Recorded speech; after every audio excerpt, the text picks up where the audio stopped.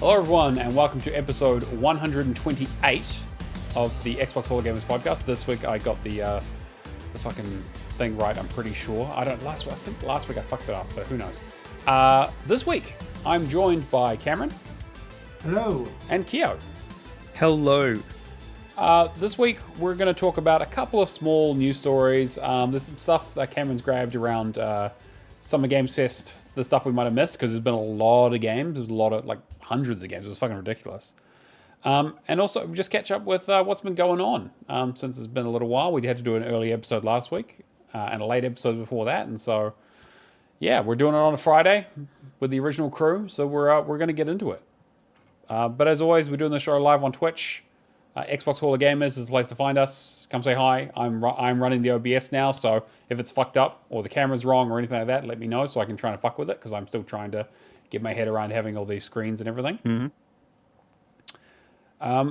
But yeah, we have a question here from Isaac, who says, "Hey guys, are there any games that looked like fun, but you never got the chance to play? Thanks for the show. Hopefully that makes sense. Most likely games in the past that you wanted to play but didn't, but now it's kind of too late. Or you thought there'd be newer games you purposely chose not to play even though they looked fun. Whatever you think." I don't know, does anything spring to mind for you guys? I feel like there's just, we play a lot of games, but there's just so many that it's impossible to play everything, right? Yeah. Prior to achievement hunting. Yeah. Yeah. I did. I think I wish I could just like take that part of my brain out a little bit. I get you. Yeah. Mm-hmm. I could just play Switch. Did go ahead and answer this because I didn't think I was going to be on this week. I'm just trying to find it. So if you think of something, just sing it out. Yeah. Oh, I know. MAHVEL Heroes Omega. Oh, yeah, Actually, yeah. I get you. Yeah. That was the one that I really wanted to try because it looked really good. So, and it's just so closely it's so close to what I guess the Ultimate Alliance stuff is without being Ultimate Alliance, that it's just like... Yeah, and we never that got one Ultimate would have been Alliance really 3 on non-Switch hardware, right? So. Yeah, and I didn't even know it existed until the server announcement happened. So it was kind of a weird one that came onto Xbox that I just never heard of. So, but that's it. That's the one for me, I think. I'll try and think of something else if I can. Cameron, anything jump to mind for you? Halo 2 PC. There you go. Okay, yeah. Like I missed the closure for that. Yeah. I've got most of the other stuff done. Yeah. Yeah, okay. I mean, I'll usually jump on games though. Like I don't really like. I'm not a proper completionist. Sure. Unless a game I think has a decent list, that's when I become a completionist. There's not really many games that I don't think I've never got the chance to play. Like something that I wanted to play and I've just let it go by. Yeah. I'll usually find some way to get it, play a little bit, see if it's for me, and then choose whether to move on or not. Yeah. Well, there is actually a lot of games kind of popping up in the reveals over this week that is very interesting that Australia never originally got access to. Which, spoilers for a little bit later, Dragon Quest series, the earlier ones never came to Australia originally. You might be able to get them on PlayStation now. And the Saga games, I don't think ever came out over here as well. So, yeah. So, the Xenogears. Xenogears, the original, the old PlayStation series, yeah. Which may never come over, so... Yeah, I think in my case, there's kind of two camps. There's the, like, MMO or massive, like, investment game that I'm just like, hey, I'm not in a part stage of my life where I can, like, jump into a World of Warcraft. Like, World of Warcraft is probably a big one for me because I was like, I had a lot of friends who played it. But it was one of those things I was just like, I didn't have, like, when it came out, I didn't have a PC, really. I didn't have, like, the money for, like, a paid subscription. And it was just like, I just didn't have the time I could invest. And I feel similar to kind of like MOBAs as well. Like, that whole kind of thing passed me by. Like, I played a little bit of Dota 2 back in the day. Or actually, sorry, I played a lot of original Dota. But then, like, League of Legends and Heroes of New Earth and all that kind of stuff came out. And I just was like, well, started getting into achievements, playing a lot more single-player stuff. I'm with you though, Cameron. Like, I'm not opposed to like going back and playing an older game that's on the Xbox. I'm like, if something's on the 360 or like it's an old Xbox One release and someone's like, oh, this is really good, you should play it. I'll be like, yeah, fuck it, I'll chuck it in. Like, I don't care if it came out 10 years ago. It doesn't matter to me. Yeah. The other sort of camp is the like exclusives, other platform stuff. So like you were talking about, like Nintendo, for example, I've missed so many Nintendo games. Yeah.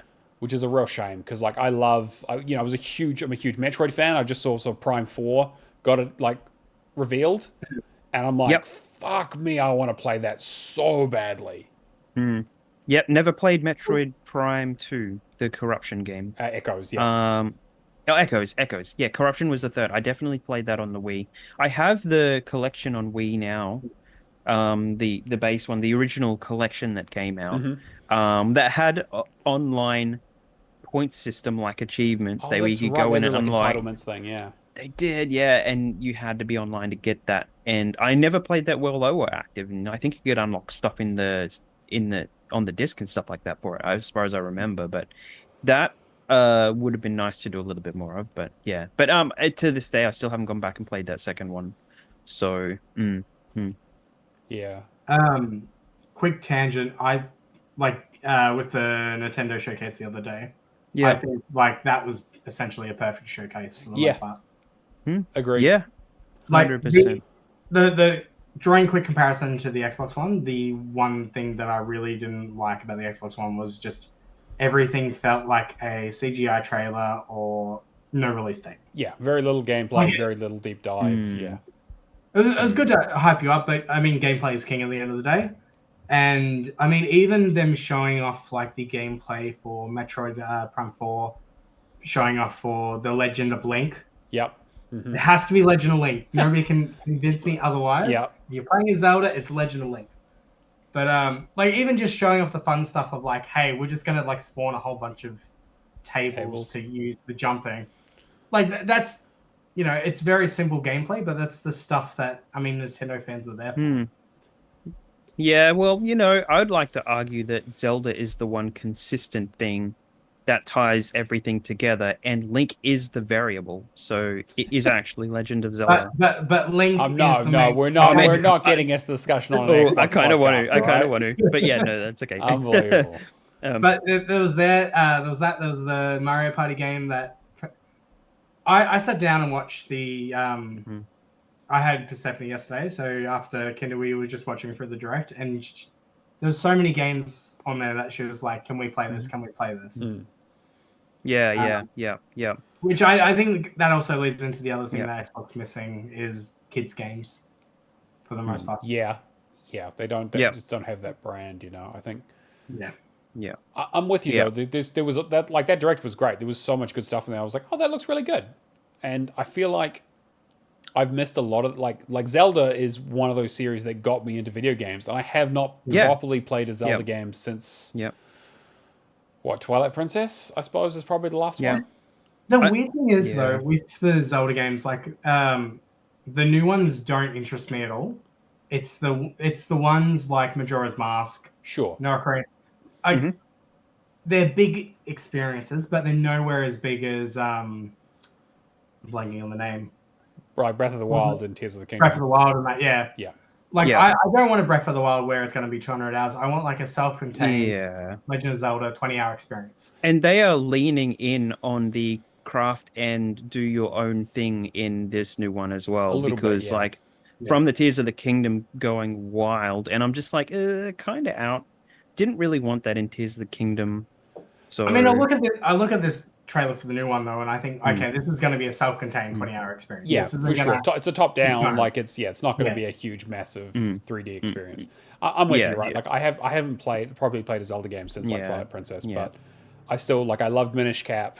I love obviously Link to the Past. I never got to play Link Between Worlds, which I hear is absolutely fucking fantastic. Did you do Seasons on the Game Boy? Yes. Yep. So did Seasons and Ages. Both. Did you use the code to go between the game and do the whole story? And then did you do it the other way? Yep.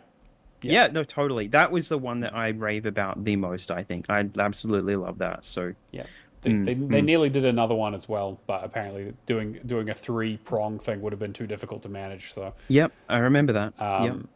But yeah, like Nintendo has so many properties of games that like I grew up playing because like I had a GameCube and I had a Game Boy and a Game Boy Advance, so I played a lot of these series. And now it's like I have this big hole where I'm just like I haven't played a Mario game in a very long time. I haven't played a Mario Kart. I haven't played a Zelda game. I was gonna say I haven't played a Metroid game, but they haven't put out a Metroid game in fucking a million years. So, well, I guess they did bring out Dread, which I suppose counts. But yeah, and they did redo Samus Returns as well, they did I guess, which was a really good job. Well, again, like so, all these games where I'm like, I think I would have a great time playing these, but I've just kind of missed the boat with them, and I don't know if I can go back and play them at this point. Yeah, I really want to do a lot more of the Metroid stuff actually, because I really got on board with the Wii trilogy, basically. Those games. Well, the GameCube original GameCube and over the Wii. Because I have like a Metroid tattoo. It's like the power orb from the cover so cool. Of the original box art for the original Metroid Prime. And I've got a bunch of Metroid stuff. I'm kind of, I mostly collect the Metroid amiibos and blah blah blah, stuff like that. So yeah. But there's also like PlayStation stuff too. Like I haven't played The Last of Us, or I haven't played Uncharted. I haven't played a Ratchet and Clank game in a very long time, and those are all series that I'm like interested in at some capacity. Yeah. Or it's more that like I'm interested in a lot of those studios' output because like I was a huge fan of Sucker Punch with like the Sly series. I was a huge fan of Naughty Dog with Jack and Daxter and Crash Bandicoot, and I was a huge fan of Insomniac when they were doing Ratchet and Clank stuff. Like PlayStation's weird to me because there's so many properties that PlayStation owns that I would rather them revisit than the new. Like I don't care for the new God of War stuff. Sure. But I'd love like an original trilogy. Like a remake. I should just go and get a PS3 and do Resistance. Yeah. Like it's a shame to know so many games are like lost to the PS3 because of the architect. Yeah, you just kind of don't like that's the classic Metal Gear Solid 4 problem. Yeah. Right? Where it's like, how the fuck do you even get that game anymore? Yeah. Oh, well, Parasite Eve was another one actually that never came out over here, and I really want to try that. Yeah. So, but yeah, Isaac, hopefully that answers your question. We play a lot of games, but there's only so much time in the day, and we have to really pick and choose. So we definitely feel a lot of it slipping through our fingers, especially nowadays when there's just so much coming out. Definitely. I mean, actually, just to bookend that as well, there's so many games that I see coming out on Steam that I like love the concept of, but they just don't make enough to like justify console port and stuff like that. Yeah, that's how I limit myself. I'm like, I will stick to the console stuff. Yeah. I'm happy to go across all of the console stuff. Some of the console stuff that comes to PC, obviously the Xbox achievements and stuff that make their way over there, I'm fine with. But in both a good and bad way, avoiding the PC stuff, I'm really missing out on a lot, but that's a sinkhole. So I really don't want to go anywhere near that if I don't have to. So I'm with you. Like that's I've kind of even done that with like, hey, Game Pass is the kind of my vehicle into playing new games at this point for the most part. Like I just don't tend to buy things because most of them come to Game Pass if because they usually don't get hugely into AAAs. Some like AA stuff and kind of like larger indies tend to come to Game Pass if they come to Xbox at all. So I get most of it. I mean, like Chance of Sanaa, for example, came to Game Pass, and like that game is fucking fantastic. And like I wish I'd played it last year, but So, you saw the Summer Games Fest show from Jeff, right? Yes. With the 10 biggest indie games. Yeah. One, like it essentially, a nice speech of like, hey, these games were mostly like smaller teams or solo devs, but consider when the industry's having this much trouble that these devs were able to, like, come through and have experiences like Balatro and stuff like that. And Man Lords and things like that, exactly. Yeah. So I think the best way to do it is essentially just go your Game Pass subscription, but then if there's any other games that you think are like an amazing experience like this, use the money that you save from Game Pass to buy a few of those. Exactly. Yeah, and that's kind of been my philosophy. So I've been buying a lot less because Game Pass tends to scratch that itch. But there are always a few games in there like that I'm like, you know what? Like Chance of Sanaa was one where it's like I played it before it came to Game Pass. So I was like, hey, I've heard nothing but amazing things from this. I definitely need to play it. All right. Do you want to get into the news? What have we got so far? All right. We'll rip the Band-Aid off straight away. So I guess there's been a bit of controversy this week about essentially coming from the Nintendo Direct that Capcom's Marvel vs. Capcom collection was shown off, and it was shown to be skipping Xbox. Yeah, which is rough. Yeah, so we've complained about Square Enix for the last, I don't know, few years not releasing stuff for Xbox. They had Dragon Quest 3 and Fantasia Neo Dimension coming to Xbox. But yeah, Capcom's Marvel vs. Capcom collection would be skipping. It's kind of weird, right? Like it's a weird omission because Capcom are usually pretty good about bringing everything out on every platform, right? Yes, but okay. So I guess this was essentially the main story that everybody's running with. Jez Corden did some investigation on it and found that it's probably likely due to Capcom's MT framework. That a few games are not, like a few games are at least not coming to Xbox because it doesn't make financial sense for Capcom to port them, like work this framework out. Yeah, right. Yeah. I think Jez actually had a small list of a few titles that were potentially why. Where is it?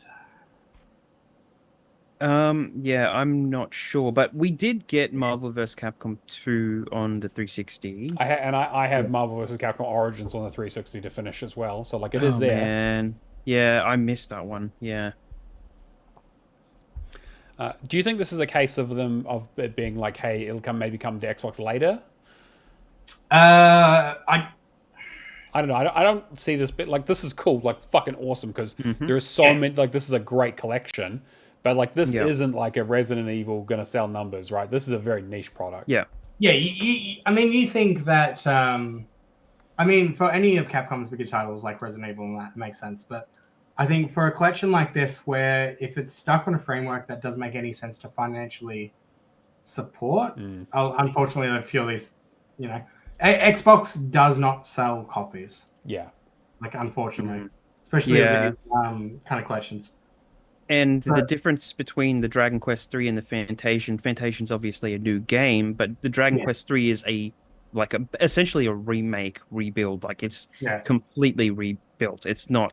it's the 2D, 3D stuff. It's not just whacking the new one on the old one on the new console. True. So, yeah. Yeah. I'm trying to see what's actually in the collection itself. I had a screen somewhere. I don't have it on me, but... Yeah. It's also nice to see that Ace Attorney Investigations Collections is coming as well, because I'm like, that's my fucking jam right there. Yeah. Well, didn't they make its own engine for the Ace Attorney stuff? No, they actually that's running on the RE engine. Oh yeah, which is insane to think about. But like that fucking engine is magic. Like that shit is like fucking unreal, right? This shit is like fucking runs everything apparently, and it looks amazing. I mean, if you're gonna invest in the tech, then might as well put it to use. Yeah, definitely. Yeah. So I wonder what other games, like old games, run on the MT. Well, I mean, also like the Mega Man Battle Network collection is also not coming to. That could be something. Yeah, it's not coming to Xbox as well, and like Monster Hunter Stories isn't coming, so it's kind of weird the stuff that Capcom is kind of picking and choosing. X-Men Children of the Atom, X-Men vs Street Fighter, NBC 1 and 2, Punisher, Marvel Superheroes, and one more. Okay. It's a big collection, yeah. Yeah, it is. Yeah. Well, actually, it is the Punisher games in there. And it's just straight up a Punisher game. It's not even a verse. Marvel, baby. Oh, he got that Mangle Sentinel. I'm going to have to post that video in the... Yeah, I got no idea what you're playing. It's a classic Marvel vs. Capcom 2 video. It will not make any sense to anybody, but it is some of the most hype shit that was ever commentated over. It is cool though. I am hoping. I'm glad to see that Dragon Quest is coming across though. I think that sort of remake that they've done there looks really, really great. Looks like a good Game Pass fit. Just saying. See, there we go. Bulbasaur knows what I'm talking about. He's so Pringles. Where your curly mustache at? Yeah, exactly. Fuck the Knicks. Oh man. All right. So Saber Interactive is doing a Quiet Place game. Yeah, so this just popped out of nowhere. So featuring original story inspired by Paramount Pictures' Quiet Place film franchise, The Road Ahead is coming to Steam, PS5, and Xbox Series X and S in 2024. First player single player horror adventure game is in development. Stormwind Games, the Italian independent studio behind survival horror franchise, remothered and story-driven action RPG Batora Lost Haven. Capturing the frantic, terror, unnerving atmosphere, and gripping human drama that made the franchise famous, Quiet Place: The Road Ahead is designed for fans of the films, horror games, and story-driven adventures alike, said Saber. Experience the journey of a young woman struggling to endure not only the nightmarish creatures of the apocalypse, but also the anguish of interpersonal family conflicts and her own inner fears. And then they just go on to say Saber Interactive recently split from former parent company Embracer, which sold the company for $247 million, and it was acquired under a group of private investors under Beacon Interactive, a company controlled by Saber co-founder Matthew Koch. I mean, I'm keen. Like the Remothered series, I played the first one and I enjoyed it quite a bit. Like it's a little bit ropey. Like it's not like super well polished, right? But I think as like a interesting horror sort of survival horror game, I think is a pretty good one in the entry in the series. I need to play the new one, but yeah. What's the new one? Is it Lost? Is that Broken Porcelain? Broken Porcelain, like I think. Yeah. Yeah. I've seen that I've seen a physical copy for that for like $5 so many times. Yeah. I think it's even on sale this week. It's on sale for like $3 or something at the moment. Yeah. So I'm not usually a big fan of horror movies, but I have seen A Quiet Place, and I really enjoyed A Quiet Place. Yeah, it's got a lot of tension. Yeah, like it really does tension well. Whereas in a lot of horror movies, I just see jump scare kind of like convoluted story. I think this looks good based on the trailer. I just kind of did a cursory over the trailer, and it looks like Alien Isolation. Well, you used to be very quiet, like because you can't make a sound. So if this is like survival horror, Alien Isolation, like really uses sound to its advantage, I would be very keen to play this. But I'll wait for a review. But yeah, definitely. I think Saber do good work. They've got a lot on their plate at the moment. But yeah, I think I'm gonna jump on this. This looks pretty good. Just really do solid AA experiences. Yeah, for the most part. It's still nice to see. Because they've got Space Marine 2 coming out this year, right?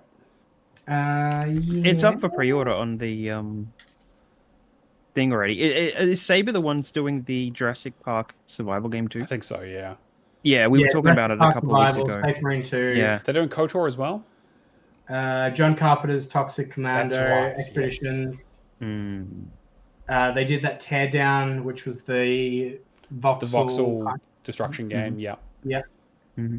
Evil Dead. What was the Aftermath? So they constantly put out pretty decent, pretty solid titles. I mean, I have some issues with A Quiet Place as a movie. The first one or the first one? Yeah. Well, I quite enjoyed the first one. I didn't bother watching the second one, but the first one I think was pretty good. But there's just some stuff in there you're just like, bro, this world building doesn't make any sense. All right. I mean, the second one to me, I wanted to go and see the second one, but then it was like COVID delay. Yeah, of course. Everything was just too messy. And now the day one's coming out now, so yeah, I haven't seen the second or the new one. Yeah. All right. I know from the trailers, this new one doesn't seem like it's going to be that great. Yeah, I'm not rushing out to see it for sure. Yeah, I thought I should include it in there. All right, let's talk about everybody's favorite game, Redfall. Yay! I never heard of it. Redfall. It's just pity Shane isn't on this week because he would talk about it for sure. Yeah, I kind of wanted both Keo and Shane. All right, so Microsoft is reportedly refunding players who purchased Redfall's Buyback Edition on Xbox and Steam following Arcane Austin's closure. If you purchase the Buyback Edition to collect the Redfall achievements, it appears you can now expect a refund, as Microsoft is apparently issuing automatic Buyback Edition refunds across Xbox and Steam. While Redfall most likely won't make it onto the list of the best Xbox Game Pass games, it's a shame Arcane Austin won't have a chance to attempt to fix the game's reputation with some DLC. I think that's the biggest bummer Redfall is. Like, Arcane Austin wanted to make a ride on it, and yeah they got the... I don't know. Look, Keo, do you think the game was fixable? The game was not fixable. Yeah. It should have been left alone. Do a Redfall 2, do something else, whatever. Yeah, I mean, that's it. Like, it would have been great if it had a sequel. And I 100% think that, like, because I've talked about this before, the Call of Duty stuff, how they did a whole bunch of stuff in Cold War, where they brought in like open world areas and random events would pop up and this and that. There'd just be a whole bunch of events in an open world. If they brought Raven in and just did like put them in there and actually worked on that world, like on the sequel, it would be amazing. It would be exactly what it's supposed to be. Yeah. As a sequel, it would actually be really good. I think that would be the kicker. Like that would really kick Redfall off. It's just to do some of that stuff. But it's like hard to justify, right? Yeah, it is. Yeah, I don't know how much they had to do with that open world stuff in Cold War, but that would be my pick. Get Raven in there, get it in the style of the Call of Duty stuff, which I know they've worked on some of that stuff. So, but yeah. I mean, it is good. Like Bulbasaur mentioned, it's good that they put an offline mode in as their last update, and they've kind of had some stuff in. So like, it's not completely fallen over. I am going to play this at some stage. It's just trying to find the time. Do we think this is a game that's like better with friends, or is it going to be better off with the solo offline I think most games are better with friends. This definitely seems like one of them. I don't know. Yeah, I definitely having played through the game a couple of times now because I've jumped in with people. It was definitely a whole lot better the second time round when I, was just helping out a couple of people. So yeah. I remember when they announced that they were closing Arcane Austin, they were basically like, hey, we have to do some sort of make good for all the people who bought the DLC, and so I guess the refunds is just the natural way of doing that. I imagine they probably didn't have that many. They didn't have that. Yeah, you get a desk, you get something from the... Yeah, they just send you like a monitor or something. Yeah, send you someone's nameplate. Oh boy, yeah. I'm still so sad about Arcane Austin and Tango. It is really disappointing, especially because like Prey is fucking fantastic. Yeah. Tango that's the worst situation. So, I mean, unfortunately, these studios probably just weren't the same studios as what they once were. Yeah. We got some news about Xbox having a big Gamescom booth, which is kind of interesting. I mean, I included this because I was there last year, and now I'm sad I'm not going to be there this year. Yeah, sure. That's pretty much the only reason I put it in. But so just to, I guess, quickly recap last year, like the booth that they had was absolutely massive. They showed off Towerborn, they showed off Forza Motorsport, they showed off that Starfield. I want to say cockpit kind of thing. Oh, yeah, the cockpit experience thing, yeah. And then there was just a whole bunch of Xbox Game Pass type. Like I played another Crab's Treasure there. I saw them showing off Little Kitty Big City, which I know you recently completed. Yep, great game. And then a few other things. Yeah. It is interesting that there's still... I mean, I know I had heard that a lot of the stuff that wasn't kind of playable at Summer Games Fest or whatever is going to be at Gamescom in some form potentially. Yeah. That tends to be the thing where it's like they show stuff. The old model was show things at E3, make it playable at Gamescom, because Gamescom is kind of the big public event now. It'd be interesting to see kind of how people feel about this, because it's interesting Xbox is still going out there with physical booths and stuff, because it was absolutely like Gamescom is the one place to do it though. That has like 200 to 250,000 people. Yeah, it's huge. Yeah. You think of something like the PAX conventions, they're like roughly around 70,000. 70, 80. So it is absolutely massive. Like it was such a good experience. But I feel weird about physical events now, because I feel like as time goes on, it doesn't make any sense for a developer to, take time out of their dev cycle to just fixate on making a demo. Yeah, exactly. Like It does. It does seem like when you're not doing like a Steam Next Fest thing, right? Where it's like you do a bunch of playable demos or whatever. But like physical events, physical events in general. Again, we've kind of talked about how there's a reason why E3 is gone, right? And it's interesting to see kind of what's happening with physical events now, and the fact that a lot of devs are pulling out and stuff, and being like, well, it doesn't make sense to spend a bunch of time and a bunch of money getting boot space, doing advertising, building vertical slices when we have fucking games to make. I mean, the only reason it makes sense to me now is if you're looking for player feedback. Right. Yeah, or you're also looking to be seen by publishers potentially, or to get yourself out there, right? Yeah. But something like Xbox and that doesn't really make sense doing. It really like it's the same. Like, I mean, PAX doesn't really have the big conventions. Other Nintendo is having a something in Sydney in end of the month, right? No, it's still a few months away. Is it? Okay, I remember hearing a little bit about something going on. But they're doing a physical event, and it was just like, okay, well, I guess if they're doing an own event, that kind of makes sense. But at the same time, like, unless, I feel really weird about it unless, we're going to get some Switch 2 news soon. I think, well, we definitely will, right? Like, I think Switch 2 is, if they said they're like, it's the kind of thing that's going to come out end of the financial year. So I think you got to have something to talk about relatively soon. But they'll drop a direct, towards the end of the year. They won't do it physical. No, fuck no. Yeah, they were waiting until the games were more closer to ready to announce anything. Yeah. So they're doing the right thing by it. It's just taken a really, really long time. I mean, Metro Prime 4 is almost certainly going to be a launch title, right? Like that's your killer app. Yeah, I reckon it's going to be the one that crosses over the platforms. Yeah. Like the Zelda did it twice. Sure. Yeah. The Twilight Princess and then Breath of the Wild. Yeah. Breath of the Wild. So, yeah. There's always one big one. So, I'm sure they'll have a few. Yeah, I think they'll probably they'll have another Mario title out that year as well, right? Well, we got Super Mario Party coming out in September or October. Sure, but the rumor is they're doing another Mario Kart as well. Apparently, that'll be next gen. Yeah, that would make sense because you got Super Mario Party. You've also got that Brothers game that the Mario and Luigi. Yeah, like 9 years, I think. Brothership. Brothership. Mario and Luigi Brothership. Anyway, getting back to Gamescom, they announced the games that they're going to showing off: Age of Mythology Retold, Avowed, Aria History Untold, Diablo 4 Vessel of Hatred, Diablo Immortal, The Elder Scrolls Online, Fallout 76, Towerborn, and World of Warcraft: The Warfin.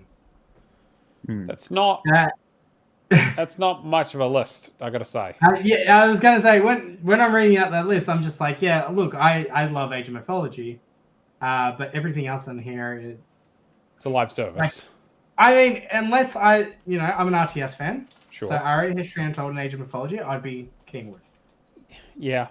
For me, I think Age of Mythology is a great, I think that'll be really good because that is coming out this year as well. And Fallout 76 is cracking at the moment, I believe. Yeah, doing pretty well. Doing really well. New expansion just came out. Yeah, and then they've got the Elder Scrolls Gold. I am so sad that they cancelled FanFest this year in Melbourne because I do not get to witness 2022 Fallout 76 trailer, whatever, that dead silence. Yeah. 2023, dead silence. 2024, I reckon there was going to be some applause, and I was robbed of that. I'm almost certain the dead silence that we heard of not having the event would be the same response that you would have got if they had the event, because I still don't think people give a shit about Fallout 76.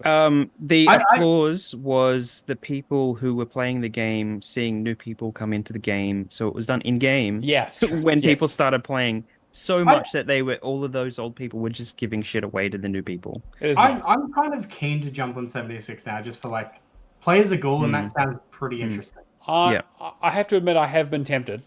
I definitely have been tempted. Yeah, that was amazing.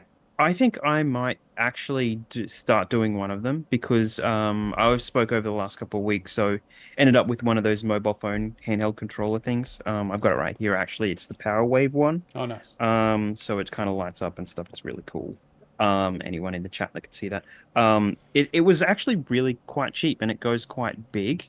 So it fits my phone really nice. So now that I've got that, I'm kind of if I can just jump into a game like 76 and do or Elder Scrolls Online and just do a mission or here and there, just to kind of build up my level and stuff, like that'd be great. That'd be something actually. So, because at the moment I am using it for a lot of indie games. So, so those two I'd probably still won't do Diablo Immortal.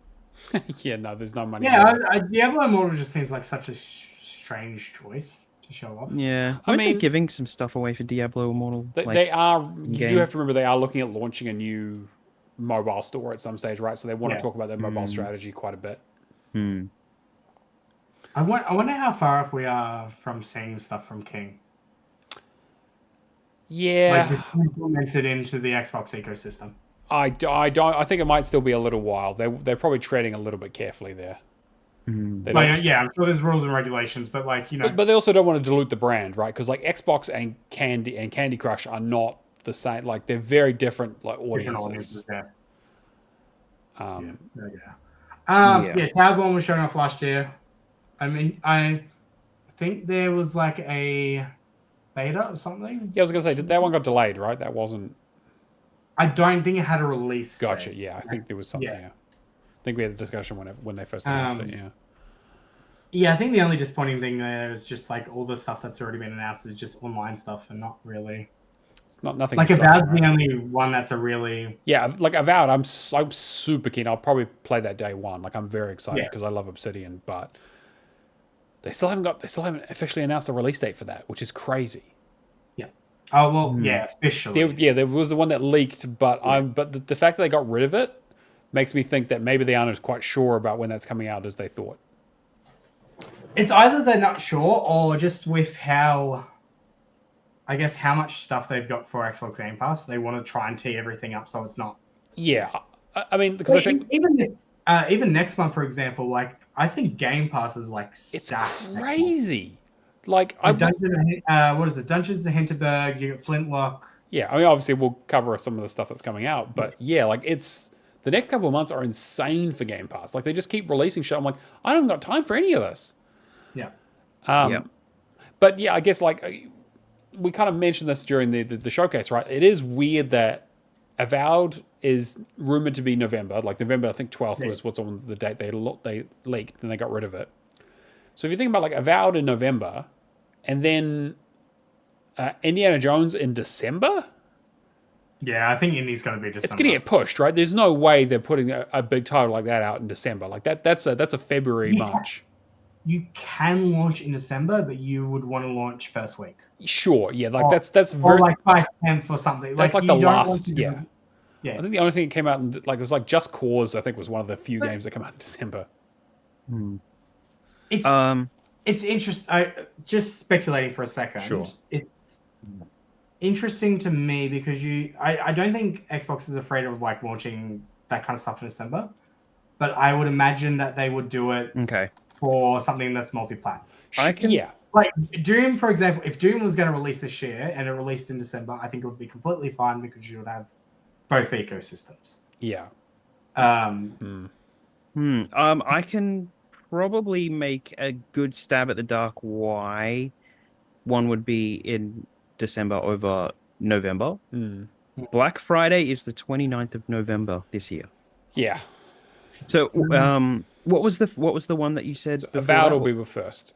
Avowed, they could get away with getting as many people on board before Black Friday with that, and then do massive sale for that. But they don't want to kind of have that happening to indie. I don't think it just so. I'm trying to have a look at what's coming out. I get because there was that whole Xbox thing of, hey, we're going to have a big release every quarter, right? Yeah. But now it's like, well, you've got Call of Duty in what, October? Then you've got Avowed in November, and then you've got Indie in December. I just can't see it. Assassin's Creed Shadows is November 15th. Yeah, which makes perfect sense. They always release in November. So I think that might also... Like Avowed and I don't know. I mean, I don't know. Like you might have some crossover there. Microsoft Flight Sim 2024 in November as well. Yeah. Okay. My favorite up and coming Ant game, Empire of the Ants, is also releasing in November. Oh, wait, yeah, that's the hot new title everyone's waiting for. Yeah, Empire of the Ants. Man, this, like, looking October this year, it's stacked. You've got Call of Duty Black Ops 6 on October 25th. You've got Life is Strange, Double Exposure, October 29th. You've got Sonic and Shadow Generations. Of course. Yeah. Actually, I probably will play that because I really enjoy the original Generations. Yeah. Metaphor Percy's going to make me buy it. Metaphor Refantasio on October 11th. Is that October 11th? Okay, yeah. All right. It's going to be it'll be a busy month. Like, yeah, that's... Diablo 4 DLC, October 8th. Yeah. Dragon Ball Sparkling Zero and Metaphor Refantasio on October 11th. Starship Troopers. That game. Yeah, okay, that's... Right. Yeah, I'm just going to check that in. Sure. And then, yeah, Call of Duty, Sonic, and Life is Strange, so... Yeah. Quite a few. Yeah, okay. There's so many other games, too, that haven't had, like, release dates. Like, 33 Immortals hasn't had a release date. Towerborn, Plucky Squire, Hollow Knight, Silksong. Yeah, well, fuck that. I'm convinced that Silksong is just silently being cancelled. Like, what the hell? No, they're definitely still working on it, but people are just, yeah. I'm not going to say anything about Silksong because people are very upset about it and their feelings are valid. Also, we'll just go through this last news story. Beyond Good and Evil HD has been delisted from the Xbox Store, the 360 version, just out of nowhere. Yeah. I know there was the 20th anniversary edition got revealed a while ago, was added and then removed. Yeah. So... Yeah, I made sure to log in and actually download that 360 version so it didn't go anywhere in case there was like a hard delist. Because the hard delists basically get wiped from people's collections, and that's not good. So, but yeah. So, yeah. So this is a tricky one. I don't know if do we know that the new version is like much improved at all? No, I really don't. I think it looks just like a port, really. To be honest, it doesn't look like they've done much with it, which is a real shame because there was a new mission. I want to say that links it to 2. there was something like that. Yeah. Sure. Okay. I mean, why not, right? Like I love the original Beyond Good and Evil. It's one of those like classic PS2 games that everyone should have played. It's like that and Psychonauts are the two that I'm always like, fucking play these. They're so fucking good. I'm gonna have to play this, aren't I? Yeah, you really should. It's also not like it's like an 8 to 10 hour experience. Like it's not like crazy difficult. I wonder if they added it into Ubisoft Plus. Yeah, this probably will get added to Ubisoft Plus, actually. It's a good point. Yeah, I would say so. Yeah, the new version will support improved visuals running up to 4K, 60 FPS, enhanced audio, improved controls, and more. Yeah, I mean, I'll play it. Yeah, I mean, like, I'm a big fan of the original. I guess we'll see. Yeah, it's supposed to be coming out like the next couple of days. So, all right. Yeah, kind of shitty that they didn't wait until the... Yeah, till the new one's out. Well, I mean, like, there's no reason to get rid of the old one either. I mean, whatever. Like, the 360 store is shutting down. Just leave it. Yeah, like, I'm... Unless it's contractual obligation, there's no reason for it to go down. Yeah, I was saying the other day somewhere, for some reason, maybe on one of my videos or something I made, that these things need to exist in tandem. People need to see the original and then experience the new version, however changed it is, as a compare contrast, you know, see the old mistakes, see what they've done to fix it up. And like Resident Evil changes its formula, goes from a top-down kind of single camera kind of perspective puzzle game, essentially, of sorts, to a action shooter, you know. So, you know, with less puzzle elements and stuff like that, it's a lot more streamlined, stuff like that. So you see those things. Now, the only reason to delist something like this is if you're trying to hide something. Or you really want people to buy the new one. Or you were, yeah. So really, it's either... You're like people are like, but it's the same game. They're like, fuck you, give us like $40. Yeah, but it's the same game, but it's much more expensive. Yeah, exactly. Yeah, it's like, but we make more money on it. Yeah. From all the nothing that we did. I am hoping it comes to Ubisoft Plus though, because that'll be a good one to do with because I'll pick up Ubisoft Plus for Outlaws, so I'll just do this at the same time. Yeah, good idea. Cameron, it's been a little while since you've been on the show, but I know you grabbed a few things from Summer Games Fest that we might have missed. Yeah, so I've watched like probably most of the shows. Like, Future Game Show is the only one I hadn't really watched in Fuel.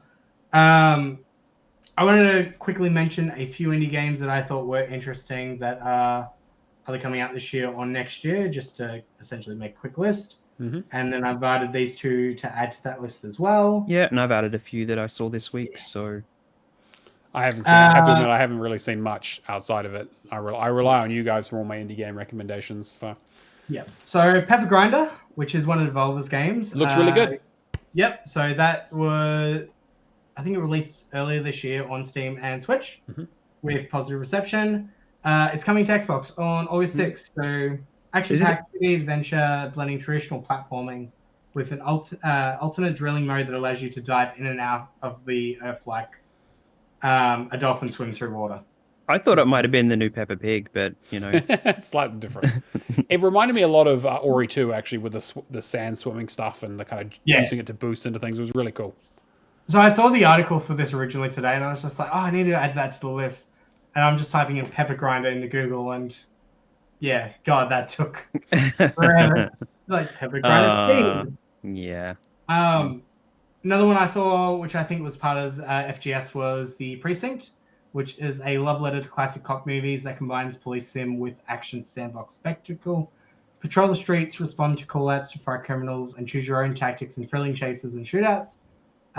It looks like, you know how like classic GTA was like top-down? This is like an isometric view, similar to like, I guess, how Hades and that kind of presents. Yeah, right. Three-quarter view. That kind of feels like a combination of GTA-esque gameplay, but like more indie. It does look really good, actually. I'm just looking at. I'm watching the trailer now. Yeah, I want to see how big this team is because releases in August, so mid-August. The trailer looks pretty good. If the trailer is any indication of the gameplay, I'm probably going to pick this up straight away. And like my family love to, you know, do all the hijinks and GTA and not play it for the story, just use it as a bit of a let's be silly simulator. From a cop kind of angle, though, I think this would be very, very fun. Yeah, I like the kind of vibe that they seem to be going for here, and it's nice to see that technology has improved enough to that like a smaller developer can put out a game like this kind of like it's got like a wide scope, that like a larger scope than you would expect from a small team. Yeah. Next one was Crescent County, which immediately I thought this was a Char game. Crash headfirst into this witch tech open world, drifting and driving on the back of your new motor broom. Make deliveries, trick out your broom, and race your new friends and crushes as the sun sets. Decorate your flat, sort your life out, and discover what it needs for your home. So it's Kiki's delivery service, but with a turbo on your broom. Yeah, like just like they really like lean into the racing aspect of it. Cool. And I was like, okay, this is like Witch Life Sim, but add racing onto it. Yeah, I'm down. Did we get a release date for that one yet? I don't think so. I think they only just showed off the reveal trailer, so it might be a 20. Gotcha. Yes, to be announced. Yeah, cool. It looks really cool though. Yeah, like just the vibes that the trailer gave off were like pretty interesting, and I'm surprised this didn't end up in something like Wholesome. Like because I think it's the perfect fit for a showcase like that. Copa City is an interesting one. So it's city planning management, but you're like managing the flow of people into like a stadium. Oh, okay. So it's like a logistics. It's a management simulation game, but you're managing getting people to a big football game and then getting people out, like safely and securely, as well as the teams and as well as the staff. Which I just thought that's like a really interesting concept for a game that nobody's really touched before. Because I love dealing with football hooligans. Yeah, actually, that is a full-time job, right? I love those kind of management sims games where you know you can get really technical with aspects. I thought this was a really interesting one for it, and it's one of those games that you originally think that would just come out in Steam and that would be it. But this is Steam, PS5, and Xbox Series. Cool. Next one was Discounty, which was shown in the Wholesome Games showcase. Very cute, like pixel art style where you're managing your own supermarket. It kind of gave off like Pixel vibes meets Supermarket Manager, whatever the new one that hit Steam was. Oh, okay. And then it's got like a bit of a narrative behind it, but that's also coming to consoles and PC next year. Yeah, I like the art style quite a bit. It seems like, and it seems like it's quite expansive. Like there's a fair amount to the game, not just go to the store, pick up store. Like you kind of get to wander around the town and stuff. It feels kind of like a Stardew like a light version. It looks like a Stardew Valley like kind of sim. Yeah, essentially. Got it. But you're a shopkeeper instead of a farmer. Yeah, I see what you're saying. Yeah, right. Yeah. And then the other one I wanted to mention was Starbirds. It's not coming to Xbox, but I think it's one to keep an eye out because it's the creators from Dwarfromantic. I really wish we got Dwarfromantic on Xbox. I'd love it. And Kurzak, if I'm pronouncing it right. Kurzak, sorry. The YouTube channel that has like that really unique visual style. With the burbs. Yeah, great. Yep. Love Kurzak. Their videos are fantastic. Yep. So they got a factory management sim set in like across asteroids and space, and that's coming to Steam in 2025. So hopefully it makes it a console, and I'll let Keo take over. Yeah, so I'm only just going to quickly touch on a couple. I watched the Guerrilla Showcase today, and I saw it was like the second game in, and Deathbound is a Souls-like game that uses like various fighting styles, and it includes capoeira, which I was very, very excited to see as well, or heavily inspired by, right? Because it's really hard to get, because that's a dancing fighting, and it's not supposed to be combative, but has combative elements. I don't know. I saw that episode of Bob's Burgers. That's that capoeira. Yes, and if you're a fan of things like Tekken, like Eddie Cordo does capoeira in that, and that's my favorite character. You could take from that what you will, but yeah. So that was really good to look at. The next one though, Clock Tower. Have any of you guys seen that? Yes, I played the original Clock Tower back in the day, the 2D one, and then they did a 3D. I can't remember which Clock Tower was on the. I think it was the PS1 or PS2. They did. PS1? I believe there were 3 Clock Towers, and we got the second one on PS1. I think that's the one I saw. Yeah, my friend had it. Yep. And we they actually said in the trailer, in the reel for this, that like it was only ever released in one region, and everybody else in the world that really wanted to go back and check this out had to go through alternative means to access it. And I did at some point back in my youth go through alternative means to play the very first game because I just absolutely loved the shit out of the second game. It was fantastic, and I was so happy to see this. And everybody really needs to get this because this is like some of the roots of some really, really good horror games with multiple endings and all that kind of stuff. And the endings are great, and some of them are really wild, and some of them are really like, straightforward. That's the one with the guy with the scissors, right? That's the. Yes, it is. Yeah, I do. Yeah. I'm pretty sure when they announced this for Guerrilla Collective 2, they said they want to like remaster this perfect. They don't want to touch anything that exactly. They touch. That was the first thing that they said. We would just want to leave it alone. Everyone needs to experience this because it was down to a very particular style and is fantastic. So, I've watched the trailer for this. I was keen. Yeah, and they've added anime like style cutscenes and stuff like that, like an intro as well. I guess kind of like the original Halloween Final Fantasy Origins on PS1, they kind of added like a new cutscene to it that was never ever there.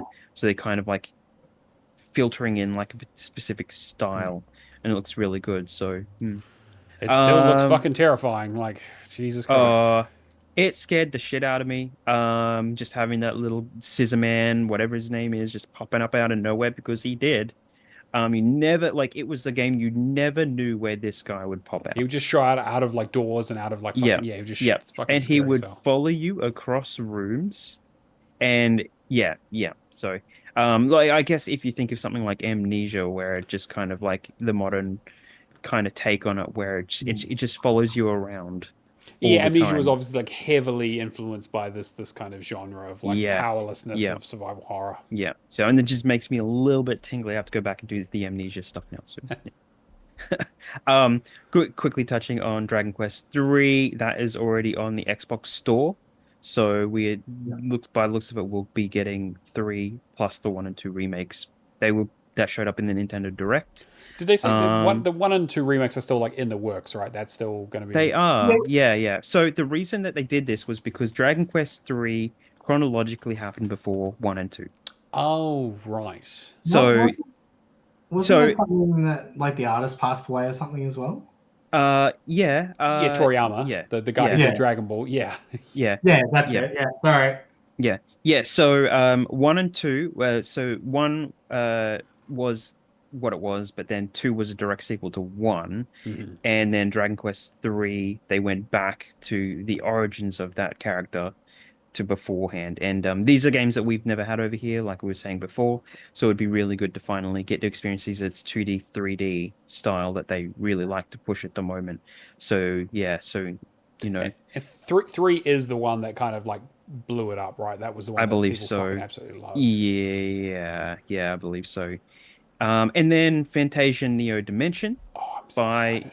Hironobu Sakaguchi, so the original creator of Final Fantasy. He's still got Mistwalker. His company is still going. It looks like he's back and partnered with Square Enix.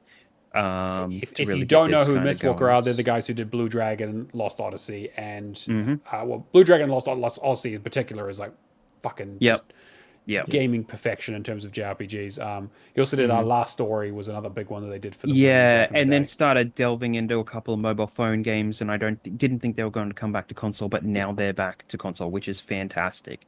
So and that's pretty much what I wanted to bring up. So that's what I've found. There's a few other things in there, but they're the ones that really stood out, I think. So. Great. Yeah, there's a few other things that I'm surprised that weren't shown up during the Xbox showcase, but were like shown in Wholesome, like Dungeons of Hinterberg and stuff like that. Yeah. The shame about all of this is that you can go and wishlist a lot of this stuff on Steam, but the things that are coming to Xbox you cannot go on, and most of them are just not showing up. Like they haven't got them ready to go. People should be on board with this and just kind of like just wishlisting everywhere.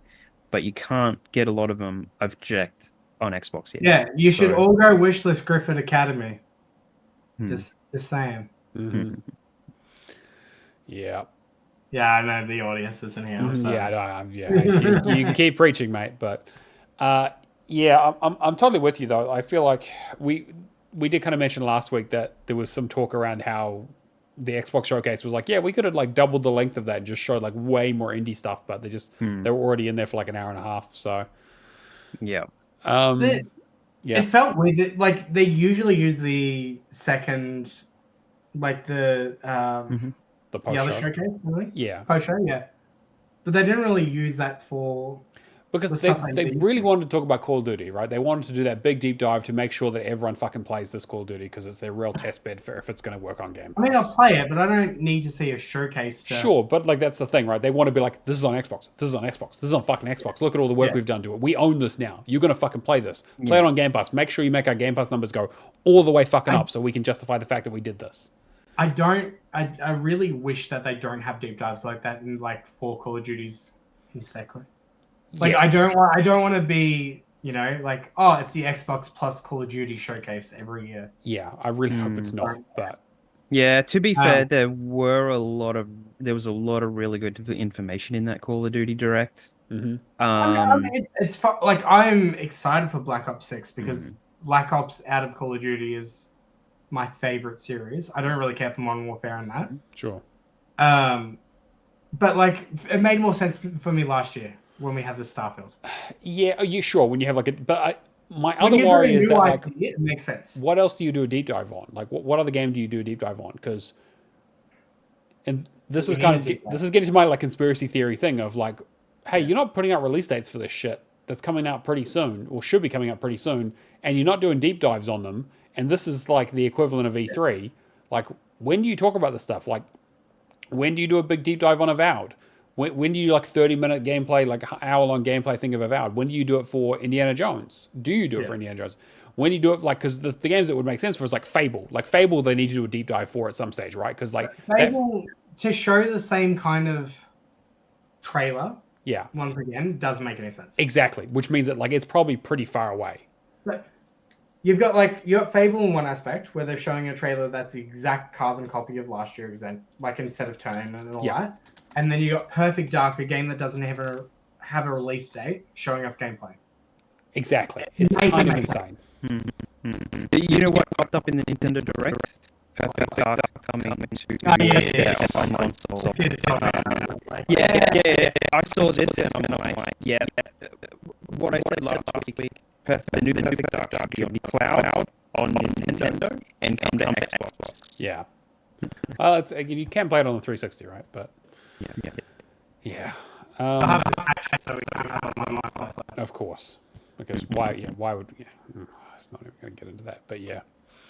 You need to do GoldenEye. GoldenEye was fun. I will do GoldenEye actually. I've been looking for something to potentially just kind of break up the big RPGs that I've been playing. So GoldenEye might be a good shout. It was a good revisit. Very nice nostalgic hit. Seeing it was like one of the first games I ever played.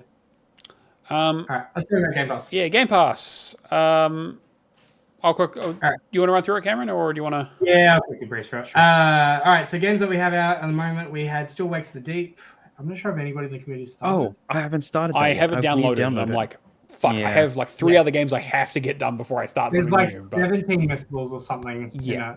Yeah, I'm like, I need a good guide for that. But apparently it's only like an 8 to 10 hour game, so I'll probably play it this weekend or have it ready for the next show. My Time with Sandrock, which I downloaded the online today and started doing in Ireland. Shout out to him in the chat. What else was there? There's Kepler on Windows PC. Yeah, okay. I don't know much about this one. Yeah, I think I saw like a quick post the other day of. It's like a survival game, right? Like I don't know. If I think so. Like it's like a sort of 2D sandbox RPGs, survive on a hostile early. Yeah, I'm not. I'm good. Maybe. EA Sports FC 24 got added. Is getting added June 25th. We have the SteamWorld Dig 1 and 2 coming on June 26th. And interesting.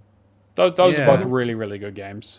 Yeah, I was just saying, because that popped up in the Gorilla Showcase. I'd never played the first two, so I mean, it's like the new SteamWorld.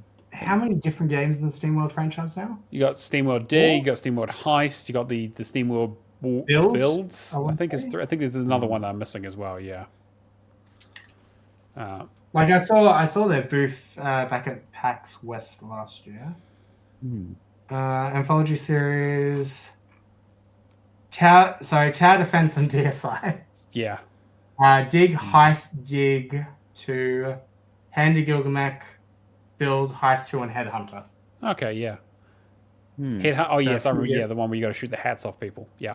Yeah, it's come a long way since being on exclusively to Nintendo platforms. I think the original one was there. It kind of got its Tower Defense was on DSi. Yeah, right. Yeah. And then Dig went essentially everywhere. Yeah. It just got staggered out over the years. Even hit Stadia back in 2020. Anyway, Robin Hood, Sherwood Builders. I don't know anything about it. That's coming June 27th. Leaving, we have Stranded Deep, Fistforged and Shadow Torch, FIFA 22, Sword and Fairy Together Forever, and Story of Seasons, Friends of Mineral Town. I think if you're going to do anything in there, it's probably going to be Fist. Yeah, Fist. I would recommend Fist is probably the best thing on that list. I know Atos has been having some issues with it and is very unhappy with that game. I started. I probably put like 2 hours into it and quite enjoyed it. Yeah, I liked it quite a bit. It's solid Metroidvania. I did. I remember it was like when I was away for my wedding. Actually, I was like it was just what I was playing on my PC while I was just kind of had downtime. And I had I really enjoyed it for the most part. There's a couple of little annoying things in there, but I haven't played enough to really like talk in depth about it. But I will say so far, I really appreciate the tutorialization. Yes, like it does a really good job at hand holding. It's also got a good amount of secrets, good amount of like new abilities and stuff like that. Again, it's a very well crafted Metroidvania. Yeah. And I'll talk a little bit about Sword and Fairy in a minute. I was hoping the Stranded Deep is one of those survival games. Unfortunately, like there was a real easy way to finish it in like 2 minutes or whatever, and now it's like patched, so you got to play it forever. And I don't know. I never really enjoyed the genre. I do have Story of Seasons, but I own that game, so it's not a problem. Yeah. All right. We've also got our monthly theme, which is Down Under. Which, I don't know, I just have not had much time to play a lot. Well, I have been playing a lot of Diablo 4, obviously, which is the ultimate Down Under game because you're in hell. But, yeah, the idea being you play something where you go underground, go underwater, live in Australia, play Mad Max, or anything made by Australian devs or anything like that. Let us know how you're getting on with those. And we'll have a new theme for you guys probably for the next episode for July. All right, let's get into what we've been playing. I'll just quickly go first because I've really only got like one thing because I've been away. Well, I've been playing some more Diablo 4, still great. But I've been playing Sword and Fairy because it's leaving Game Pass. It's been on my to-play list for ages. A few people in the community are playing it. I saw Chin Doctor was getting into it. It's pretty fucking average. Regret starting? Regret starting it? Or? No, I don't know if I regret starting it, but I'm not really like it definitely has not grabbed me in like I need to like it's a bit of a slog. I'd be in the back burner if it wasn't leaving Game Pass. Yeah, for sure. It's been on my like to play list since they added it, and I remember I was like started into the tutorial and I was like, this is okay, but you spend a lot of time walking between like it's a open world action RPG or semi open world action RPG, so you kind of have like various environments you go between and you kind of walk around and do quests. But it feels very, very light. Like it's like, hey, there's no English language. It's all in Chinese. I think Mandarin. Yeah. Okay.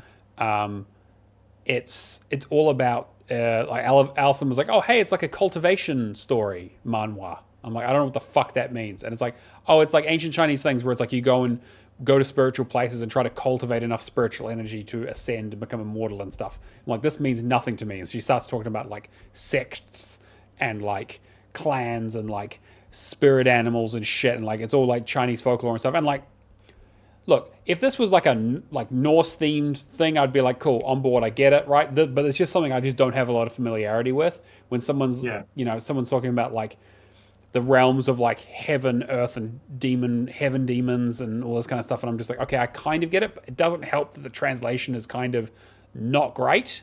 You can tell it's very much like meant to be a Chinese game. It's also like the 6th or 7th game in a series, apparently. And we just haven't had it in any of the previous games, apparently. Heaven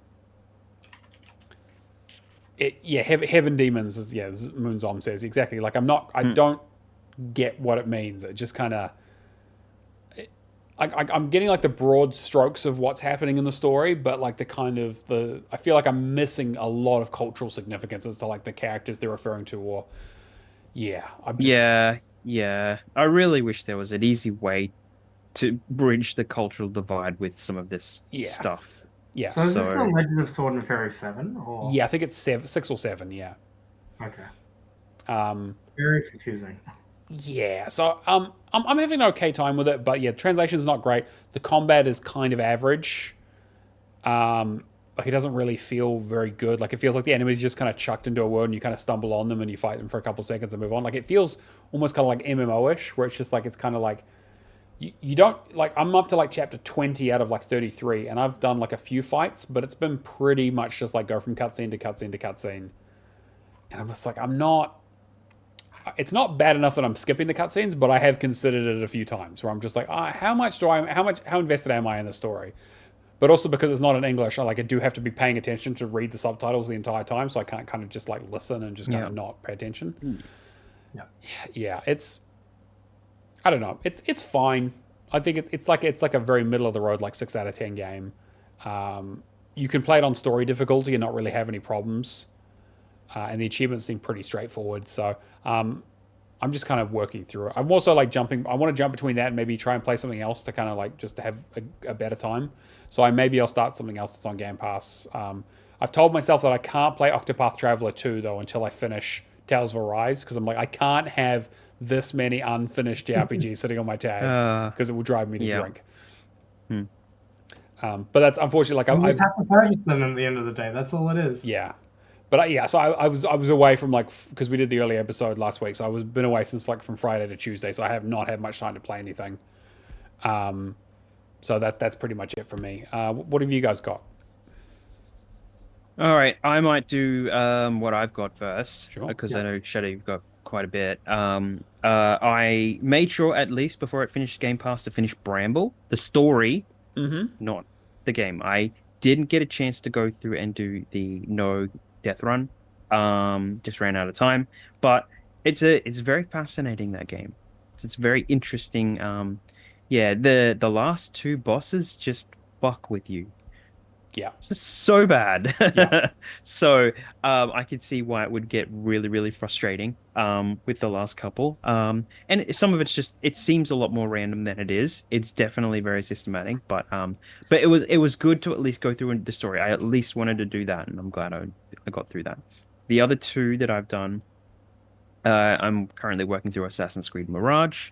Not a whole lot to say about that. I'm still very early on in the game, but I don't know. I feel like I don't know. I haven't played any of the recent games, but they have.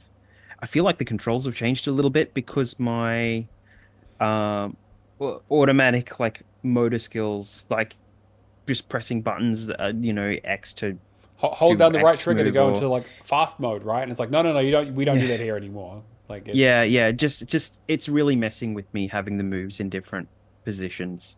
But yeah, overall, I like it. It's fine. I did the recent games have the stuff with you go into the timeline and you go back to previous things you had the 100% thing. Did they have anything like that? Because I noticed that's gone.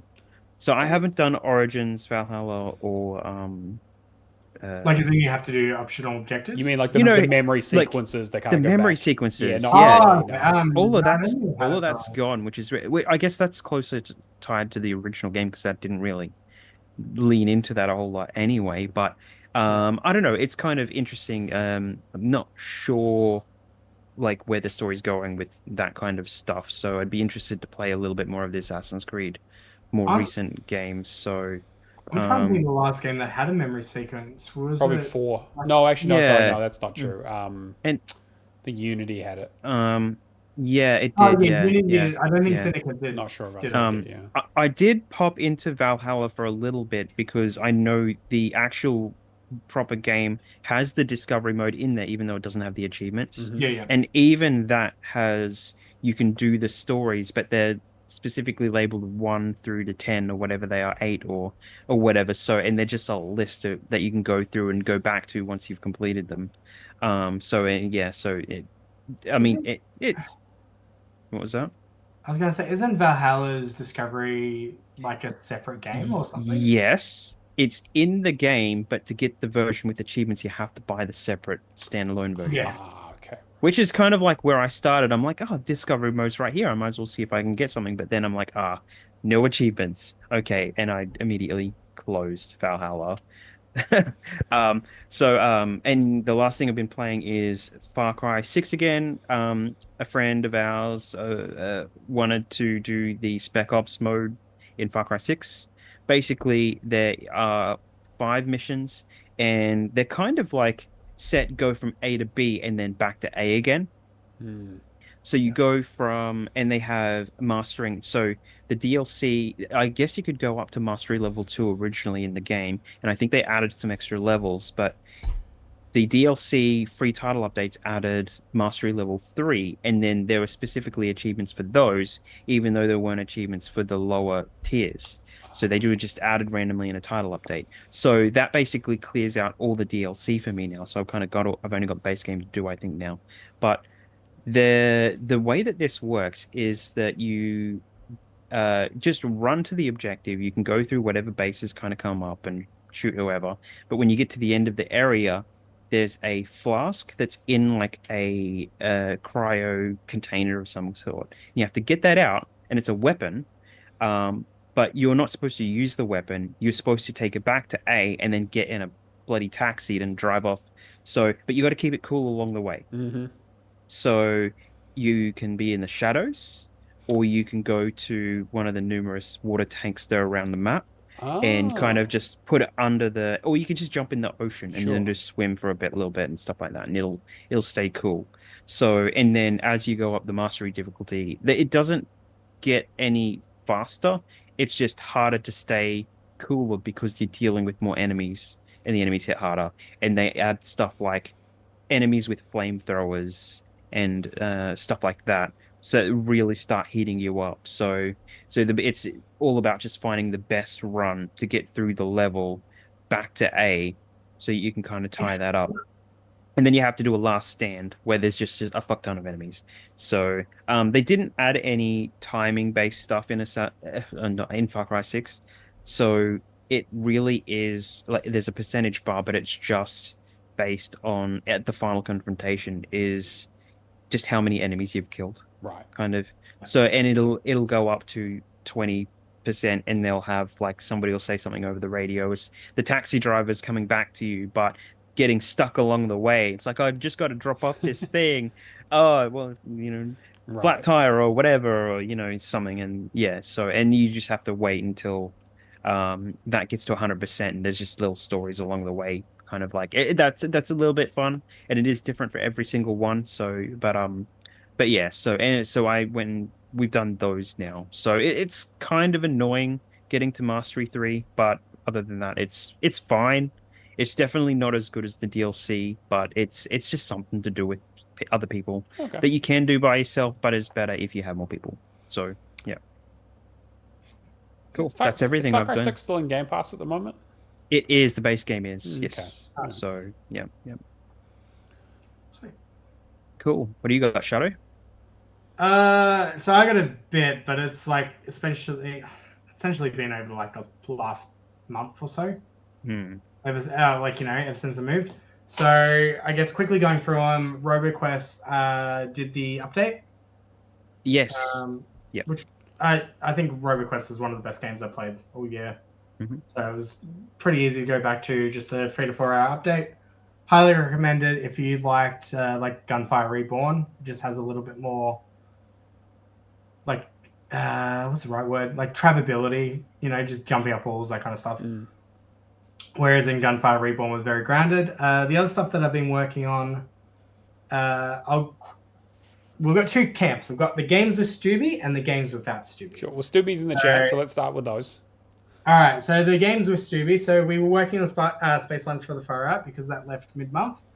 And we got through every achievement in a week other than the progression one. The huge grindy one? No. Yeah, like getting the customization. So we're probably going to have to pick this up on a sale. We've got 1 achievement left, which is just getting the customization ones. But how you progress with it, you'll have different variations customizations. You'll have like ships, you'll have employees, you'll have, I think it's like wallpaper and that kind of stuff. But then only that last one counts. So you'll get a whole ton of employees, but you only need like 10 for an achievement. Right. So the RNG for it just works against you and just ends up making a massive grind. So I'm assuming once you have all of them, though, you don't get them again. So at least you kind of get those out of the way. Yeah, you're slowly weeding through them, but when we go to the final day, it's just like, we've got like 10 more we need to get. We're not going to get it done in 4 hours. Yeah, right. 4 customization types, only 2 count. So it just becomes a massive pain. Yeah. But then I had a really good time with this once we understood how to play the game, because I know that me, you, and Char originally dived it, and you guys dived in on an alternate account, and we did very fucking badly. Yeah, we did really badly. The net code was probably not great. I think the worst thing that me and Stubby had was we had 1 dropout over about 20 hours of gameplay. It's not too bad. But then if you had a situation, like, it would just slow down and say waiting for this character, and then it wouldn't affect the gameplay at all. Right. Like, you'd get taken out of 2 seconds, you wait for that person to load, like, not load back in, but just load, and then it was completely fine. Stubby essentially worked on just feeding the customers, and then I just did the driving for the most part. And then when we needed specific achievements, we'd just swap over. I quite enjoyed it. I think other than that last achievement, everything was pretty solid. I think you do get to a point where the gameplay is like you've seen everything that you need to do. Could probably be like 5 hours shorter, but it is a co-op game. You're having fun. You're working towards a common goal. By the end of it, getting like the 5-star achievement and all that for just perfecting it, we were like, I think the biggest hurdle is the first few hours getting your ship up to having those upgrades, and then doing a full run, and then everything past it, having insurance. It's just like, all right, I just need to make sure I get to the bank, buy insurance again, and then anything else is just gravy on top. Gotcha. Yeah, so a bit sad. Oh, and I realized that I actually know the devs. I've met them at Gamescom. Oh, right. So nice. They pitched me their next game after Spacelines, and they made a joke to me that everything just came full circle when I played it, because they're just like, never start your first game being a multiplayer game. Yeah, right. That is the worst idea you can do. And I'm like, okay, this makes so much sense. Yeah, got it. Yeah, Stevie, once I knew how to play, I made it to the end of my first run solo, no upgrades. Yeah, but we don't play by ourselves now, do we, Stevie? Because it's one of those things too. It's not host only, but like one person has the save. Sure. Kind of thing. Oh, right. Yeah, it's one of those situations. Other than that, me and Stevie have been working on moving out too. Oh yeah, what do you think?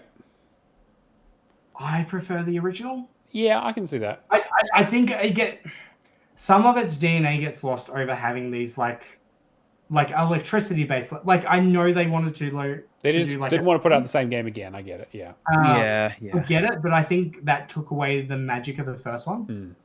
Because the first one's just like you're moving out, and then it did so well. They had the DLC, they had the moving in game mode. This very much feels like the same, but then you've got like the online multiplayer. Like there are positives to this game, but there's not enough. Like you play the same theme over and over, and then you're just like, what's the it just becomes bland. Yeah, there is a little bit of a lack of variety in because there's only like 3 themes in the game. Yeah. I get what you mean. I enjoyed it quite a bit because I was like, oh, it's kind of cool to see what the gimmick is, but the theming, the dad jokes and that are great. Like the comedy aspect of it is great. Lots of puns. But like when it comes to the actual gameplay, it's just like, all right, I've done like 5 or 6 of this similar level. I'm gonna have to go back to them to do all the optional objectives as well to get the 200 stars. Yeah. Arcade mode in 2 is better than the original, I will say. Yeah. Like I do agree with Stubby with that. But I don't know. I think SMG is a really good studio, and we're lucky to have moving out as an Aussie IP. But hey, actually, Down Under. There you go. It counts. Hey, there we go. I thought it was just when we threw the cardboard boxes into the pool, but you know.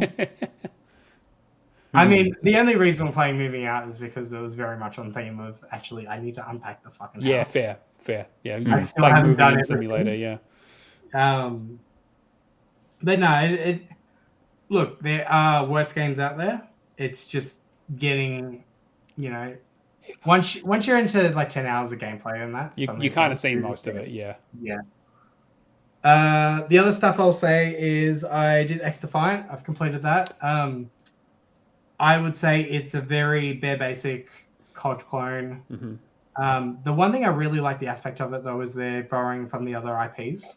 Yeah, definitely. There's the Far Cry level, there's the Division level. Oh, okay, cool. Yeah. So I think as they do it over time, I can't wait till they add the Just Dance level. Oh my god. Fucking showing a panda or some shit, yeah.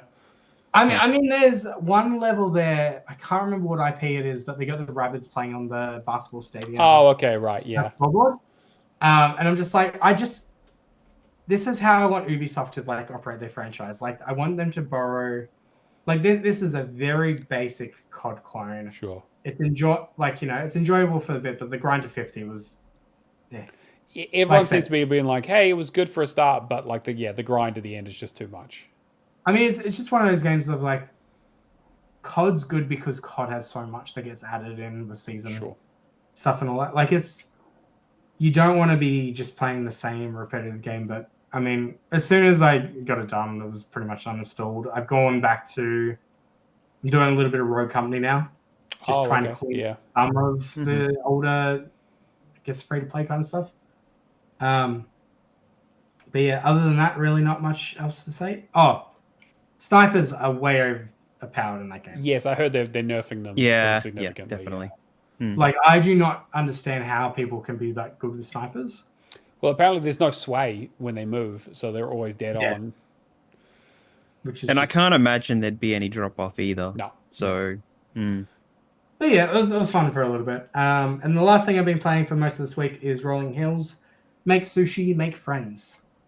The one con for this game so far, actually no, there's the one con. So this is a 4.9. No, not the one con. So I should not play games that involve food if I do not have access to food. So, okay, fair, yeah. I moved to a small town with 4,000 people. There's no sushi places here. What? What kind That's disappointing. Yeah, I know. And then it's just like how I play a sushi game. And I'm like, all right, I feel like sushi now. Where the hell am I to go? Mate, it sounds like a business opportunity. You should you get into the sushi business. Ah, there you go. Yeah. You fucking open up a St. Pierre's, mate. You'd be running that town. I bought Nikita one of those kits like 2 years ago for Christmas, and it's still in the box. Of course it is. Where it is in the house. It's a shitload of work to make sushi. Yeah, but cooking's fun. So this is basically life sim, and you have the Dine and Dash kind of restaurant aspect of it, where you'll have fish, you'll have like a greens, you'll have like sweets, and or a hearty meal, and that will correspond with the customer. So the customer will have like 2 fish. So then you need to get a fish that has 2 symbol or something that encapsulates everything. Yeah, I did start this. Yeah. So you're just doing that Dino Dash aspect of it. There will be ingredients that you can purchase to level up the XP of the dish. And it just becomes a lot of that while doing quests in this Rolling Hills town. It's very like cutesy kind of humor, which is nice for a little bit. But I mean, once you're essentially level 10 for the restaurant, everything is just mind-numbingly boring. Right. And then there's like a good it said 53 hours my profile. I think it's probably like closer to 20, 25. But a good 10 hours of that was just you can essentially do like because I work from home, I can do like an AFK boost of, all right, start the restaurant, get all these items called super charming or charming that will add XP every time a customer walks in. Yeah. Do that, let them go hungry, walk out. Right, okay, yeah. It's because you just need a level, yeah. So yeah, I was doing most of that during the workday, and then I just wanted to smash it out last night. So it took me about 3 hours to get like the last 2 levels, I want to say. So it's painstakingly slow. I have heard that like a lot of people are like, oh, it starts out really good, and then just says it's welcomed by a huge amount. Yeah, it's just you could have just left the achievements at 15, but because you need all the recipes, and every recipe is awarded to you up until level 20. Right. Then there's other aspects you need to think of. There's a traveling sushi woman that will sell you a new recipe every 7 days, but there's no unless you're checking your taskbar, you won't know. So you got to be careful not to accidentally skip a day. Right. Apparently, there is a cheat way that you have to get 100 cans and recycle them, but you can only find 3 a day. So there's a lot of like really unnecessary tasks, I want to say. It sounds very like daily login mobile kind of game, to be honest. Yeah. But I mean, at the same time, you can get rid of all your tables and end a day quickly like that. But you just won't get the XP from it. Right, got it. Yeah, I wish they come out with like some kind of like just patch just to reduce the XP. But I think it will affect the hours played, so they probably won't. Got it. Yeah, and that's mainly everything that I've been playing. Other than that, I've just been working on upgrades to the house now that I moved. Stupid says, you're also working on Lords? Oh, yeah. Sorry, miss. Bye. Look, Lords is a game that you need a guide for. I don't really tend to like guides. Like, we will go back to it. Lords of the Fallen, I'm assuming you're talking about. Yeah, but they did a title update for that game as well, right? That has the 1.5 or something. I'm pretty sure Stubby tagged me that they're making a new game next year, the year after. Yes, they are. Yep, they announced that they're. So I imagine they're just gonna milk this IP out a bit. So hopefully it doesn't do the same thing like the 2014 version did. Yeah, I mean, I've been looking at, like, this is on my play later list. It's on Game Pass, but yeah, I would really appreciate a nice TA walkthrough to help with that because it looks like quite a lot to that game. Yeah, it's the thing I don't like about Souls games because you think I did that Sinner. Yeah. Sinner Sacrifice. It was just all boss fights. Everything was clear. Loved it. Yeah. Like, absolutely loved it. I don't like Dark Souls because of the missable stuff. If you gave me like an on rails kind of Dark Souls experience, it's still difficult, but I don't have to think about collecting every item in the game. Right. Yeah. I get what you're saying. I'm happy with that. I just don't like. I don't like games that pull me away from the game. You shouldn't have to worry about collecting every single item in the game. You should just be able to go, all right, I'm just going to go in, kill the bosses, appreciate the game for what it is. And if I have to, I'll just go and pick up the rest of the stuff at the end of the game and I won't worry about missing anything. Yeah. Not like, let's do 3 separate saves whatever. Yeah, it doesn't need to be needed. I'm with you. But yeah, that's all I've been playing, I think, for the most part. All right. We'll go on to our leaderboard then. So in third place, we have A Grey Shark with 7,860. In second place, we have MAHVEL with 11,755. And in first place, we have Thrash Forever with 13,255 game score. So well done, guys. Seeing those numbers going back up again. So people are back to working hard, I guess. Definitely. Yeah. All right. Kia, you want to read through completions? Yeah, I will. So Just Jake did Resident Evil 7, Stray, and Medieval. I'm assuming the retro. Yeah, I think so. The PlayStation version. Yeah. Stubby did Chance of Senna, so congrats. The Moonzum is also in the chat. It did DMC4 Special Edition, which is really cool, and Little Kitty as well. Cobra Todd did Gravel. Shadow Slide did Payday 2. Professor Pluto did Close to the Sun. Bulbasaur did Bleeding Edge. So hopefully you never have to go through that again. Oh man, I was thinking about doing Bleeding Edge, but because the matchmaking is so region based, I would have to basically clone myself to find other people. I'm glad I did that when it came out, and it had very few people in it then as well. So, Cavaliers07 was the first to complete Primal Survivors. I don't know what that is. It's a baby game, but he was the first. This is his very first completion on TA. So congratulations, mate. Yeah, definitely. J Dubs did Allegia as well. So that's it. Talking about Bleeding Edge for a second, I was trying to find matches with Road Company today. 20 minutes to find a match. Oof. And then I found out on the TA guide that apparently you can just do everything through tutorial matches now. Oh, right, nice. So maybe I'll do that then. So Road Company, I need to be in a party for 25 hours. Right. That's one of the achievements. Yeah. Okay. But now I'm just down to spend another 12 hours and do 50 wins. Okay. Okay. Cool. Yeah. The AI is that easy. Yeah. If you need a party, have you got anyone for that? Me and I'm going to do some, but yeah, we could do that. And I know Todd, might need to go back to that as well. So is it worth, just to have people in a party? Like if I haven't played it, I think now that it's so difficult to find a match, it's probably not worth starting unless you wanted the game score. Like it was a good game, I want to say at launch, but it's just one of those games that didn't adapt and just died. Yeah. Now, and Zach, I'm sure it's probably fine in other regions, but just because we're ANZ, there's not enough to run matches. Yeah. Zach in the chat says he finished the villain DLC that I did a couple of weeks ago in Far Cry 6. So I didn't get into that. We also have the word challenge, everyone's favorite competition that we run, where I come up with a game and you go onto our Discord and try and guess what the name of the game is. And if you win, you win $20. No way, it's not The Witness, or it might be actually. You never know. So I gave a clue last week that this is a Microsoft IP. I'm being nice this time and giving out some nice clues because I've seen some good guesses so far. It's a Microsoft IP. The second clue is this game has spin-off media. Sorry, there you go. Nobody laughed at my joke.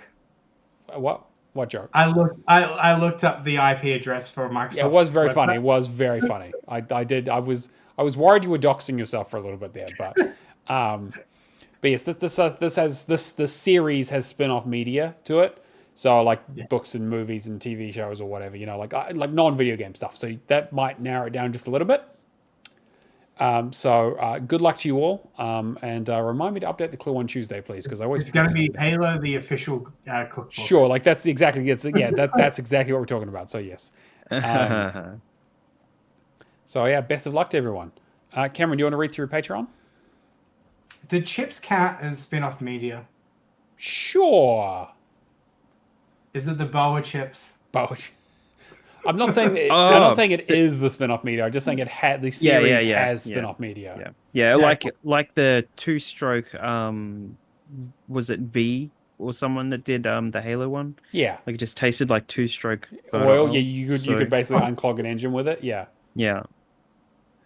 All right, Patrons. We got Lee Howard, Mikhail KV, Natalator, Mad Lefty 2097, Admiral Awesome, Happy Moogles, Kung Fu Schools, Hack and Pone, Cavalier 07, Old Mate Clown, Mark B, Mick Levin Legend, Message, Left for Legacy, and McNulty. We appreciate the support and couldn't do the show without you. Yeah, thank you very much, guys. We are still, because I've been away and stuff, we've had some delays in lights, camera, and action, but we are planning on getting those last 2 episodes done pretty shortly for Fallout episode 7 and 8. If you guys remember that there was a Fallout TV show.